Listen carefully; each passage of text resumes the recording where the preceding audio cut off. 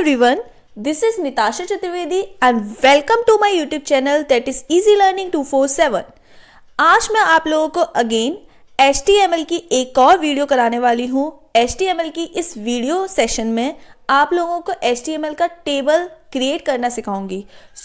Table को हम लोग बेसिक से मैं स्टार्ट करती हूँ जिससे कि आप सभी को बहुत अच्छे से क्लियर हो जाए।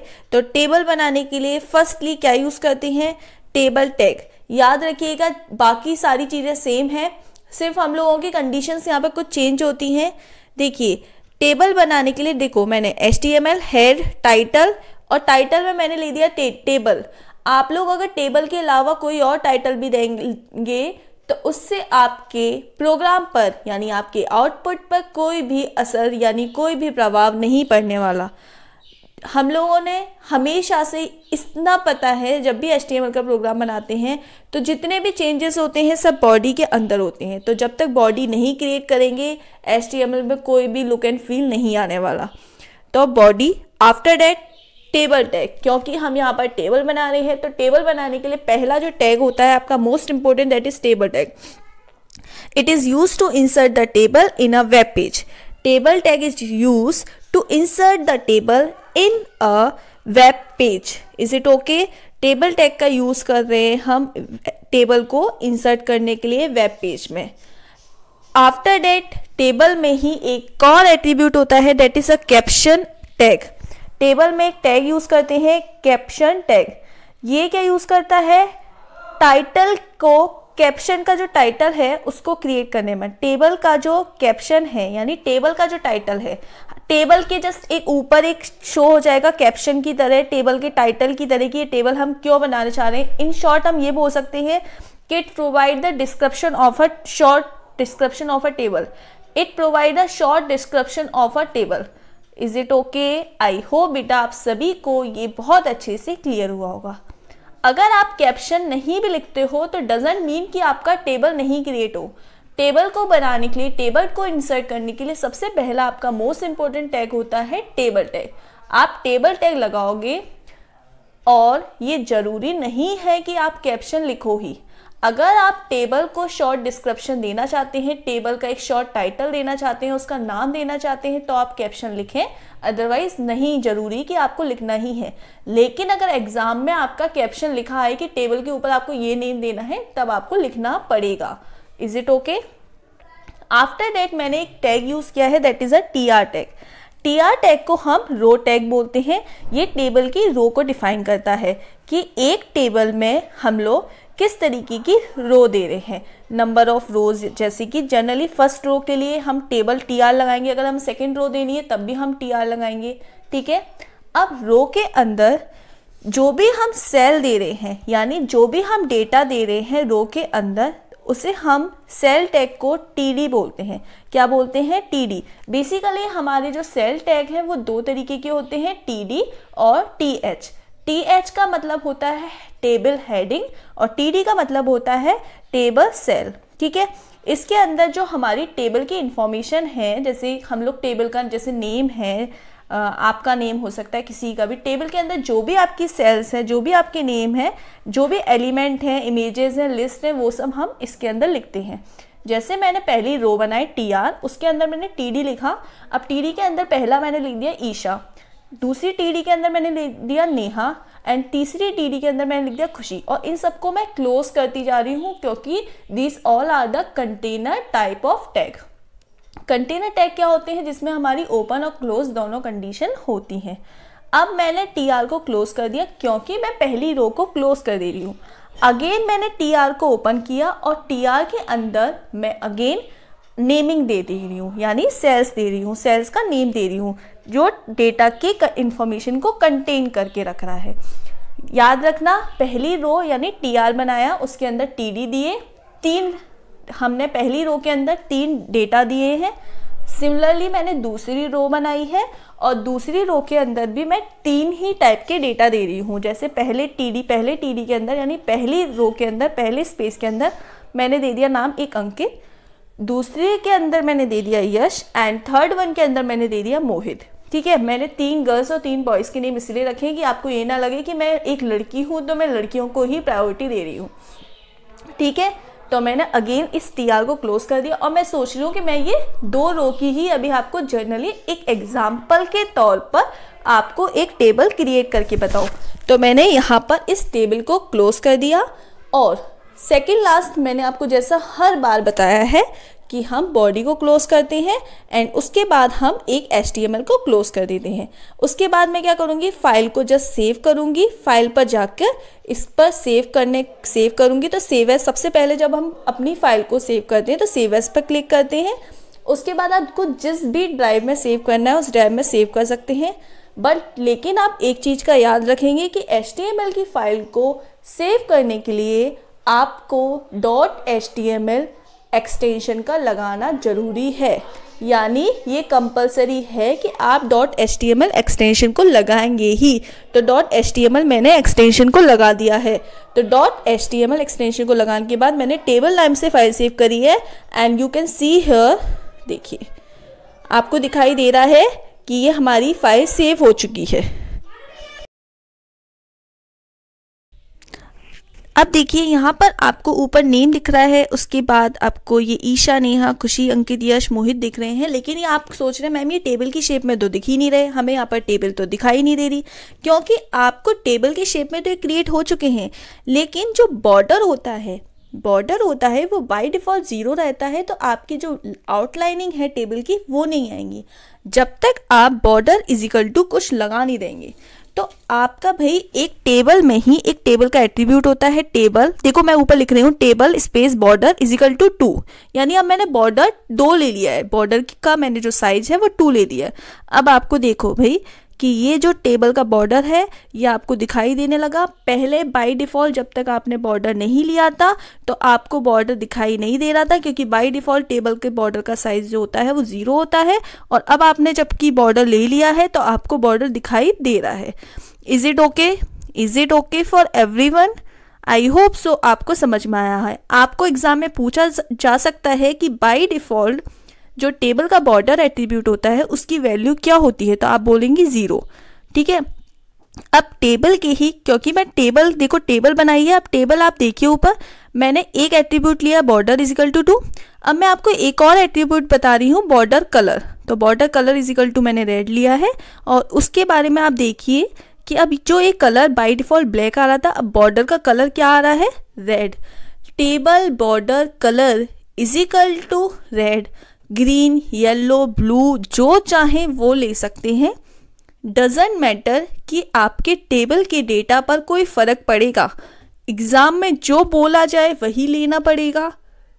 लेकिन अगर एग्ज़ाम में बोला नहीं गया है और आप अपने मन से ब्लैक कलर, क्योंकि बाय डिफ़ॉल्ट क्या होता है, black, by default table border का कलर क्या होता है, ब्लैक, लेकिन आप अपने मन से कोई और कलर लेना चाहें तो ले सकते हैं, गलत नहीं होगा। आई होप सो आपको इतना क्लियर हुआ होगा। ठीक है, अब देखिए टेबल का एक और एट्रीब्यूट होता है, क्योंकि मैं यहाँ पर आपको टेबल के एट्रीब्यूट के बारे में बता रही हूँ और मैं आपको सारे एट्रीब्यूट्स नहीं बताऊंगी, लेकिन जो मेनली एग्जाम में पूछे जाते हैं 99% श्योर मैं आपको वही एट्रीब्यूट बताऊंगी। जैसे एक फ्रेम इजिकल टू वॉइड होता है, फ्रेम एट्रीब्यूट। फ्रेम क्या होता है, जो टेबल का बॉर्डर होता है वो विजिबल करने के लिए होता है। ठीक है, देखो टेबल का जो बॉर्डर होता है वो विजिबल करने के लिए यूज़ करते हैं कि किस तरीके का बॉर्डर आएगा। अगर वॉइड यूज़ करा आपने फ्रेम इजिकल टू वॉइड तो आउटसाइड बॉर्डर नॉट शोन, यानी जो बाहर वाला बॉर्डर था, बाहर वाला बॉर्डर, ठीक है, वो नहीं शो होगा। पहले शो हो रहा था बॉर्डर जब आपने लिया था 2, 3, 4, तो आपको बाय डिफ़ॉल्ट एक बाहर वाला शो हो रहा था, उसके अंदर जो सेल्स हैं ये उसका बॉर्डर शो हो रहा था। लेकिन अगर आपने वॉइड लिया है तो नहीं शो होगा बाहर वाला। इसी का तरह से अगर आप वॉइड की जगह एवब ले लेते हैं तो टॉप एजेस का बॉर्डर शो होगा, बिलो ले लेते हैं सिर्फ बॉटम का शो होगा। ऐसे करके आपकी बुक्स में दिया हुआ है, मैं आपको एक डिस्क्रिप्शन बॉक्स में भी दे दूंगी, आप पढ़ लेना। एक और एट्रीब्यूट होता है रूल एट्रीब्यूट। रूल में क्या है, रूल एट्रीब्यूट किस तरीके से वर्क करता है कि देखिए भाई अगर आपने रूल इजिकल टू नन दे दिया तो आपको क्या होगा, कोई भी टाइप का बॉर्डर शो नहीं होगा। ठीक है, अगर आपने rule is equal to group use कर लिया तो यानी आपको रो और कॉलम शो होगा। अगर आपने रो का यूज़ कर दिया तो सिर्फ आपको रो शो होंगी, आपने rule is equal to column use कर दिया तो सिर्फ आपको कॉलम शो होगा, आपने अगर ऑल लिख दिया तो all row and all column show होगा। जैसे मैंने यहाँ पर suppose rule is equal to all लिख दिया तो क्या होगा, जो भी कॉलम है एंड देखो ये मेरी गलती से वेबसाइट ओपन हो गई है, अब आप देख सकते हैं, देखो यहाँ पे सिर्फ कॉलम, अगर आपने rule is equal to all लिख दिया तो जो कॉलम और रो के बिटवीन वाली लाइन्स है वो शो होंगी अगर ऑल लिखा है तो। बहुत से लोगों को ये कंफ्यूजन होता है कि मैम फ्रेम और रूल में क्या डिफरेंस है। तो देखो ध्यान रखना कि फ्रेम में क्या होता है कि आपके जो बॉर्डर होती हैं, बॉर्डर बाहर वाली लाइन, उसके लिए हम यूज़ करते हैं फ्रेम, और जो इंटरनली वर्क करता है, जो टेबल के एट्रीब्यूट्स के बीच में वर्क करता है, जैसे ये लाइन है रो की कॉलम की वो वाली, उनके बीच में वर्क करता है रूल। और जो बाहर वाला फ्रेम होता है उसके लिए वर्क करता है आपका बाहर वाला बॉर्डर के लिए, सबसे आउटर मोस्ट बॉर्डर के लिए आपका जो वर्क करता है दैट इज़ अ फ्रेम। और रूल होता है जो इंटरनल लाइन होती है आपकी रो के और कॉलम्स के बीच में, उनके लिए वर्क करता है फ्रेम। Is it okay? ये आप पढ़ लेना, बेसिकली एग्जाम में जो मोस्टली पूछा जाता है आपको बॉर्डर ही बनाने को आएगा, ज़्यादातर बॉर्डर, या फिर आपको जो अब पूछा जा रहा है सबसे ज़्यादा इम्पोर्टेंट, सबसे एंड मोस्ट इम्पोर्टेंट, इसकी अलग से भी डेफिनेशन पूछ ली जाती है, cell padding and cell spacing. So देखिए सेल पैडिंग क्या होती है, ये क्या करती है, specify space between the border and the cell. ये जो सेल्स हैं बॉर्डर और सेल के बीच के स्पेस को डिफाइन करती है सेल पैडिंग। जैसे यहाँ पर मैंने सेल पैडिंग दी थी, देखिए टेबल में ओपन कर रही हूँ आपको, देखो तो क्या कर रहा है इसने कि जो आपके सेल, जैसे यहाँ पर मैंने सेल पैडिंग ली है तो ये क्या कर रहा है, बॉर्डर और आपके सेल के बीच के स्पेस को कंटेन करके रख रहा है। जैसे कि मैंने यहाँ पर 12 लिया था तो बॉर्डर यानी बॉर्डर हमारा बाहर वाला बॉर्डर और सेल के बीच के स्पेस को कंटेन करके रख रहा है। कौन कंटेन करके रख रहा है, सेल पैडिंग। अब यहाँ पर मैं सेल पैडिंग की जगह सपोज सेल स्पेसिंग लेती हूँ। सेल स्पेसिंग क्या करता है, डिस्टेंस बिटवीन टू सेल, जो दो सेल्स हैं, अब देखना दो सेल किस तरीके की जो सेल हैं उनके बीच का, जैसे मैंने सेल स्पेसिंग में देखो आप देख सकते हैं, देखो दिखाई दे रहा है, दो सेल के बीच की डिस्टेंस को कंटेन करके रखना है। यहाँ पे मैंने 12 दिया है तो वो 12 ही आ रहा है। सेल पैडिंग और सेल स्पेसिंग का मतलब समझ में आया, बहुत इंपॉर्टेंट है। सेल पैडिंग बॉर्डर और सेल के बीच के डिस्टेंस को बताता है, सेल स्पेसिंग दो सेल के बीच के डिस्टेंस को बताता है, इतना याद रखो। अब एक और एट्रीब्यूट होता है हमारा, ये सारे एट्रीब्यूट टेबल में यूज करने आपको, अलाइन। अलाइन बाय डिफॉल्ट हर एक चीज का, किसी भी चीज का अलाइन हो बाय डिफॉल्ट लेफ्ट होता है। यहाँ पर मैं यूज कर रही हूँ right, so you can see here, देखो राइट आ जाएगा। ये पूरी टेबल हमारी कहाँ शिफ्ट हो गई, राइट में। Is it okay? ये पूरी टेबल हमारी कहाँ शिफ्ट हो गई, राइट में। Is it okay? समझ में आया सभी को? ऐसे ही राइट की जगह आप सेंटर लिख सकते हैं, बिकॉज बाय डिफॉल्ट आपका जो अलाइन होता है याद रखिएगा वो लेफ्ट में होता है। लेकिन if you want to shift the table left right top bottom, so you can put the value of here. Is it okay for all? Is it okay for all? I hope so आपको ये समझ में आया होगा। देखिए ये जितने भी एट्रीब्यूट्स मैंने अभी आपको समझाए हैं वो हमारे किसके थे, टेबल के। Okay, got it?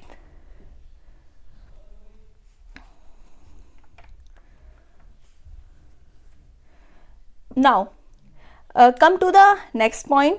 सो देखिए बीजी कलर, ये भी टेबल का ही एट्रीब्यूट है, तो मैंने यहाँ पर बीजी कलर लिखा। बीजी कलर में आप लोग कोई भी वैल्यू, जैसे कि आप बॉडी में देते थे, बॉडी बीजी कलर का मतलब होता था आपका पूरा बैकग्राउंड, और यहाँ पर बीजी कलर का मतलब है आपका टेबल का बैकग्राउंड। मैंने बीजी कलर में ग्रीन लिया, आप blue, purple, pink, yellow, green, black कुछ भी ले सकते हैं। देखो ग्रीन कलर आ गया, आया समझ में सभी को? Is it okay for all? अब देखिए जैसे कि मैं यहाँ पर एक और एट्रीब्यूट के बारे में बताऊंगी, height and breadth. So table की हाइट एंड टेबल की ब्रेथ। अब हाइट के लिए मैं हाइट एट्रीब्यूट का यूज़ करूंगी टेबल में ही, और वृत्त में मैं वृत्त का यूज़ करती हूँ। जैसे आप बॉडी में एक बार में एक से ज़्यादा एट्रीब्यूट यूज़ कर सकते थे, सिमिलरली आप टेबल में भी एक बार में एक से ज़्यादा एट्रीब्यूट यूज़ कर सकते हो। समझ में आया? मैंने हाइट लिखा, height is equals to 80 and width is equals to, मैं जो भी वैल्यू लेना चाहती हूँ मैं ले सकती हूँ। ठीक है, आप लोग टेबल में ही मैं हाइट विड्थ यूज़ कर रही हूँ, आप चाहें तो साथ में और भी एट्रीब्यूट यूज़ कर सकते हैं। विड्थ इज इक्वल्स टू 60 लिखा एंड आफ्टर सेविंग, ये देखो लास्ट टाइम का प्रोग्राम आ गया, देखो 1 मिनट जस्ट वेट करना, मैं इसको ओपन करती हूँ, देखिए। ठीक है, अब आपको अभी इससे क्लियर नहीं हो रहा होगा कि मैंने क्या किया है। पहले कि मैं क्या करती हूँ, कुछ वैल्यू चेंज करके देखती हूँ, तब आपको ज़्यादा अच्छे से, अभी इतनी मैंने छोटी हाइट एंड विड्थ ली है कि आपको क्लियर नहीं हो रहा होगा कि ये क्या हुआ है, आपको ऐसा फील हो रहा होगा ये तो लास्ट वाला ही आ गया है। ठीक है, तो मैं क्या करती हूँ, हाइट और विड्थ चेंज करके देखती हूँ। हाइट में मैंने 180 कर दिया और विड्थ में मैंने 160 कर दिया। आफ्टर सेव, और आप देख सकते हैं, जस्ट सी हियर, देखो दिखाई दिया टेबल की हाइट और विड्थ, जो हाइट है वो भी चेंज हो गई और जो विड्थ है वो भी चेंज हो गई। अब एक और टेबल का ही एट्रीब्यूट होता है, एक और one more attribute I can explain here. ठीक है, दैट इज समरी। क्या एट्रीब्यूट होता है? समरी। समरी क्या है? एक एट्रीब्यूट है जो हम यूज़ करते हैं to provide the extra information about the table and it contains. Table के बारे में एक्स्ट्रा इंफॉर्मेशन को प्रोवाइड करने के लिए हम एक और एट्रीब्यूट का यूज़ करते हैं, दैट इज़ अ समरी। तो मैं यहाँ पर क्या लिखूँगी? समरी लिखा। अब समरी में मैं समरी के अंदर आपके कोई भी कितनी भी बड़ी इंफॉर्मेशन यूज़ कर सकती हूँ और उससे टेबल पर कोई फ़र्क नहीं आएगा। यानी समरी के अंदर आप कुछ भी लिखेंगे वो टेबल में नहीं आएगा। Just like a comment tag, आप कमेंट टैग में कुछ भी लिखते हैं वो टेबल आपके वेब पेज में नहीं शो होता। सिमिलरली आप समरी के अंदर कुछ भी लिखेंगे वो आपके टेबल में शो नहीं होगा। वैसे आपके ये एग्ज़ाम में नहीं पूछा जाता समरी, लेकिन अगर आपको कभी टेबल के बारे में अपनी नॉलेज के लिए, अपने समझने के पॉइंट ऑफ व्यू से कुछ भी लिखना है टेबल में कि मैंने ये क्यों बनाई, किस रीज़न से बनाई एंड ऑल, तो आप समरी एट्रीब्यूट का यूज़ कर सकते हैं। आई होप आप सभी को ये बहुत अच्छे से समझ में आया होगा, लेकिन अभी वीडियो फिनिश नहीं हुई है और अगर आपको थोड़ा बहुत भी अभी तक क्लियर हुआ है, लगा है कि हाँ मैंने आपके लिए थोड़े से भी एफर्ट्स किए हैं, तो लाइक तो कर दीजिए एक और अपने फ्रेंड्स के साथ भी शेयर कर दीजिए। सब्सक्राइब नहीं किया है तो सब्सक्राइब भी कर दीजिए। वीडियो अभी ख़त्म नहीं हुई है, अभी मैं आपको ये मैंने सिर्फ आपको टेबल के एट्रीब्यूट के बारे में समझाया है। अभी टेबल के ही कुछ और टेबल के नहीं, अब आपके टीडी यानी जो टेबल सेल है जहां हम टेबल सेल बनाते थे उसके कुछ एट्रीब्यूट के बारे में एक्सप्लेन करूंगी। सो अभी मैं ये सब हटा दे रही हूँ, इन सबको मैं रिमूव करती हूँ और मैं पूरे को नहीं रिमूव कर रही, मैं इसी में आपको एक्सप्लेन कर दे रही हूँ जिससे कि एक नई टेबल को नहीं जनरेट करना पड़ा। तो पहला एट्रीब्यूट मैं यूज़ करती हूँ अलाइन। तो T D is equals to, मैंने देखो टी आर के बाद एक टी डी लिखा हुआ है जहाँ पर आप देख सकते हैं, मैंने वहाँ T D align is equal to right centre, by default left होता है। बाय डिफ़ॉल्ट क्या होता है? लेफ्ट। आप सेंटर कर सकते हैं, राइट कर सकते हैं, as per your opinion and your choice. Is it okay?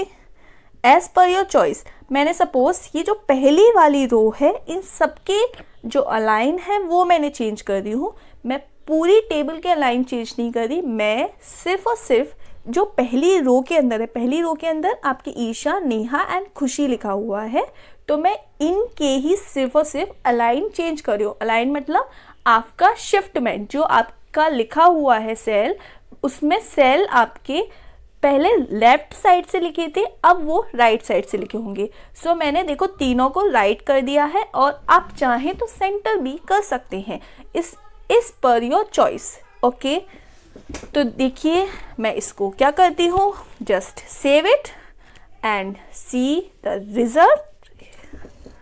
आपने सेव किया है और आप देख सकते हैं, देखिए भाई ये बहुत सिंपल है, HTML बहुत ही ज़्यादा सिंपल। देखो थोड़ा बहुत गौर से देखो, ये जो ईशा पहले लिखा था ये लेफ्ट से लिखा था, लेफ्ट से, अब ये राइट कॉर्नर से लिखा है, ठीक है। जैसे आपको यहाँ पे बाकी के जो सेकंड रो है उसमें लेफ्ट कॉर्नर से लिखा हुआ है, सिमिलरली जो फर्स्ट रो के जितने भी अलाइनमेंट हैं वो सब हमारे राइट से स्टार्ट हो गए हैं। इतना क्लियर हुआ?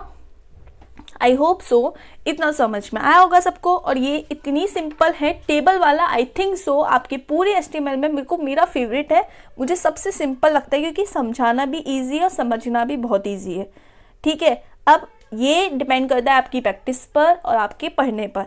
अगर प्रॉपरली इस वीडियो को 1 से 2 बार देखोगे ना, आई एम श्योर कि HTML का ये टेबल वाला पोर्शन क्लियर हो जाएगा। किसी को 1 बार में हो जाएगा, किसी को 2 बार में हो जाएगा, पर हो पक्का जाएगा। 1 बार में वीडियो नहीं समझ में आया ना तो दूसरी बार जरूर देख लेना।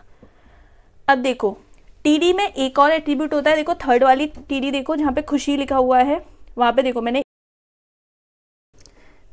विड्थ यूज़ किया है। विड्थ ही मैं भाई ऊपर भी यूज़ कर दे रही हूँ, जहाँ पर नेहा लिखा हुआ है गौर से देखिए, अच्छे से आपको दिखाई दे रहा है, मैंने वहाँ पर विड्थ में 50 कर दिया है, ठीक है।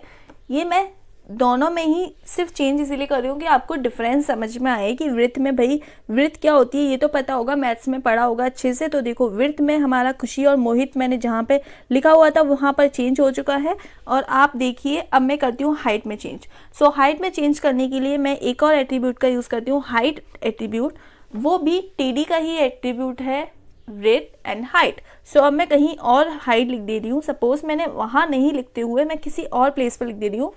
मैंने लिख दिया TD स्पेस हाइट और अंकित वाली जगह लिखा है देखो हाइट, देखो गौर से देखो भाई, अंकित वाली जगह मैंने लिख दिया हाइट इज इक्वल टू, अब जो भी लेना चाहो इट्स योर चॉइस। अगर एग्जाम में लिखा हुआ आए कि भाई आपको यही लिखना है तो आप लिखोगे, अदरवाइज आप अपनी साइड से कोई भी वैल्यू ले सकते हो। मैंने यहाँ पर 80 लिखा, सेव किया and you can see here, देखो चेंज आ गया, दिखाई दे रहा है। अब आपको इतना तो क्लियर हो गया होगा कि भाई हाइट, भाई बस आपको टैग याद रखने। टेबल बनाने के लिए कुछ मेन टैग होते हैं। सबसे पहला टेबल बना रहे हैं तो टेबल के बाद रो बनाने हैं तो TR। यहाँ पर एक और एट्रीब्यूट होता है दैट इज TR का एट्रीब्यूट, वो जो हमारा टेबल रो का एट्रीब्यूट होता है वो। अब टेबल के रो के एट्रीब्यूट में आप देख सकते हैं, जैसे मैंने TR फर्स्ट वाला जो TR लिखा है उसमें BG कलर लिखा हुआ है, यानी बैकग्राउंड कलर। तो टेबल का जो बैकग्राउंड कलर है आप देख सकते हैं, जो रो आएगी उसका जो कलर आएगा, जैसे फर्स्ट वाली रो का कलर यहाँ पर BG colour is equal to, मैंने रेड लिखा है तो रेड आएगा, आप देख सकते हैं। जैसा कि ऐसे ही आप कोई भी कलर लेना चाहें तो वो कलर आ सकता है। जैसे जो सेकंड वाली रो थी, अगर मैं उसके कलर की बात करूँ तो मैं उसका कलर भी चेंज करना चाहूँ तो BG colour is equal to pink कर दूं, येलो कर दूं, जो मर्जी वो कर सकते हैं। सपोज मैंने यहाँ पर पिंक लिख दिया है तो आप देख सकते हैं। सेव करने के बाद and you can see here, देखिए तो फर्स्ट वाली रो रेड एंड सेकेंड वाली रो हमारी पिंक कलर की आ चुकी है। अब यहाँ तक बात खत्म हो चुकी है। ये हमारा टेबल रो का एट्रीब्यूट था। याद रखिएगा भाई, आपको टेबल बनाने के लिए रो, कॉलम, ये सारी चीज़ें याद रखनी पड़ेंगी। आपको first tag table tag use करना है, देन TR टैग यूज़ करना है, देन TD यूज़ करना है, ये चीज़ें आपको याद रखनी पड़ेंगी। अब देखिए मैंने आपको अभी टेबल, रो, TD ये सब बताया है। TD की जगह यानी हमारा एक और सेल एट्रीब्यूट होता है, एक तो TD होता है, एक होता है TH। जब भी हम हेडिंग की बात करेंगे, किसकी बात करेंगे, हेडिंग की, तो हम बनाएंगे TH। मैं अगेन एक टेबल क्रिएट करके आपको बताती हूँ। मैंने HTML लिखा, हेड लिखा, टाइटल लिखा, ये कॉमन चीज़ें हैं। आई होप अब तक आपको ये सारी चीज़ें रट गई होंगी, याद हो गई होंगी। नहीं याद हुई है तो याद कर लीजिए। HTML, head, title and then head one and then body, ये चीज़ कॉमन है। उसके बाद आप जो भी इम्प्लीमेंटेशन करना चाहते हैं वो करेंगे, क्योंकि यहाँ पर आप क्या बना रहे हैं, टेबल। तो आप क्या यूज़ करेंगे, टेबल। टेबल में अगर आप बाय डिफ़ॉल्ट 0 बॉर्डर शो करना चाहते हैं तो आप बॉर्डर मत लगाइए, और अगर आप बॉर्डर 0 नहीं शो करना चाहते हैं बाय डिफ़ॉल्ट तो आप बॉर्डर की कोई वैल्यू लिखिए। जैसे मैंने अभी प्रीवियस टेबल में 2 वैल्यू लिखी थी, यहाँ पर मैं 3 लिख रही हूँ, तो थोड़ा बॉर्डर हमारा थोड़ा और डार्क आएगा। तो मैंने यहाँ पर 3 लिखी है वैल्यू। आफ्टर दैट मैं TR यानी टेबल रो क्रिएट कर रही हूँ, और उसके बाद मैं TH यानी एक टेबल हेडिंग, हेडिंग के लिए यूज कर रही हूँ TH। Is it okay for all? समझ में आया इतना सबको? अब इस टेबल हेडिंग में मैं फर्स्ट नाम देती हूँ स्टूडेंट्स नेम। जैसा कि सबसे पहले स्टूडेंट नेम आना चाहिए। ये जो टेबल, ये वाली जो टेबल मैं बना रही हूँ ना, इस टाइप की टेबल आपको एक एग्जाम में रिजल्ट दिया होगा, आपको प्रोग्राम बना लेगा। तो इस तरीके के क्वेश्चन एग्जाम में जनरली 90% पूछे जाते हैं, तो इस तरीके की टेबल्स तो बनाना आना ही चाहिए। उसके बाद मैंने अगेन सेकंड हेडिंग दे दी, क्योंकि देखो फर्स्ट लाइन यानी फर्स्ट रो और कॉलम याद रखना टेबल बनाने से पहले कि क्या रो होता है क्या कॉलम होता है। तो फर्स्ट रो में हमारे स्टूडेंट नेम, क्लास और रोल नंबर आए, तो मैंने, और वो हमारे हेडिंग की तरीके से आए, तो मैंने TR लिखा, उसके अंदर TH students name, TH class, TH roll number, और पहली रो को क्लोज कर दिया। आफ्टर दैट मैंने TR अगेन क्रिएट किया और अब मैं सेल्स बना रही हूँ। TD यानी स्टूडेंट नेम, कोई मैं स्टूडेंट का नेम दे सकती हूँ, कोई भी एज यू वांट। जैसे मैंने यहाँ पर कुछ भी दे दिया स्टूडेंट का नेम, आप चाहें तो ABCD से क्रिएट कर सकते हैं, एग्जाम में जो लिखा हुआ है वो क्रिएट कर सकते हैं। ये आपके पॉइंट ऑफ व्यू पे आप क्या लेते हैं एग्जाम में। लेकिन जो नाम आए, ऐसा मत करना कि एग्जाम में तो भाई आ रहा है A, आप ले रहे हो अपना नाम, ऐसा नहीं करना। आई नो आपका नाम बहुत अच्छा है, बहुत यूनिक है, लेकिन अपना नाम हर जगह नहीं ले सकते, जो दिया होगा वही लेना है। अपना नाम या अपने बेस्ट फ्रेंड का नाम तब ले सकते हो, या जिसका भी नाम लेना चाहो, जब एग्जाम में नाम नहीं है, आपको जस्ट एक एग्जाम्पल के तौर पर समझाना हो। जैसे मैंने यहाँ पर TD में आयुष लिया, TD क्लोज। अब क्लास नेम के नीचे जस्ट आना चाहिए 10th क्लास में भैया, तो 10th, हाँ ये मेरी क्लास का एक स्टूडेंट भी है, तो मैंने उसी का नाम ले दिया है, रोल नंबर 1, ठीक है। अब मैं इस TR को क्लोज करती हूँ। मैं चाहती हूँ अगेन मैं एक और TR बनाऊँ, यानी एक और टेबल रो क्रिएट करूँ, तो उसके लिए मैं अगेन एक और TR बनाऊंगी। उस TR के अंदर मैं कोई भी किसी का भी नाम ले सकती हूँ, जस्ट यू वांट, जैसा कि आपको जो भी नाम अच्छा लगे वो नाम आप ले सकते हैं। नहीं समझ में आए तो एग्ज़ाम में कुछ भी लिखा है, एग्ज़ाम में जो टेबल क्रिएट की जाएगी, बनाने को आएगी, वही लिखेंगे। जहाँ तक है 90% श्योर कि एग्ज़ाम में टेबल आनी ही आनी है, 110% एग्ज़ाम में टेबल का प्रोग्राम आएगा ही। श्योर हूँ मैं इस बात के लिए कि एग्ज़ाम में टेबल का प्रोग्राम आएगा ही, और इसी टाइप का आएगा, 4 रो 5 रो, कुछ भी 3 रोज तो मिनिमम आएंगी ही। तो यहाँ पे जैसे कि मैं 3 रो, एक हेडिंग की हो गई, एक ये वाली नाम की हो गई, एक और बना दे रही हूँ जिससे ये चीज़ें आपको क्लियर हो जाए। मैंने एक और नाम दे दिया TD के अंदर, रिया, TD को क्लोज किया, ठीक है। अब TD में मैं भाई क्लास के नीचे भी कुछ आना चाहिए, 10th दे दिया अगेन कि भाई ये भी 10th क्लास में है, TD close, and then again TD, और रोल नंबर में मैंने कोई भी वैल्यू दे दी, 2 दे दिया सपोज 2, तो TD क्लोज। आफ्टर डेट क्या करूँ, इसको मैं, इस रो को भी मैं क्लोज कर लूँ, ठीक है। और सबसे लास्ट में, क्योंकि ये मैंने टेबल क्रिएट करी है, तो टेबल को बंद करने के लिए टेबल टैग को बंद करेंगे। टेबल भी एक कंटेनर टाइप का टैग है, तो टेबल को क्लोज।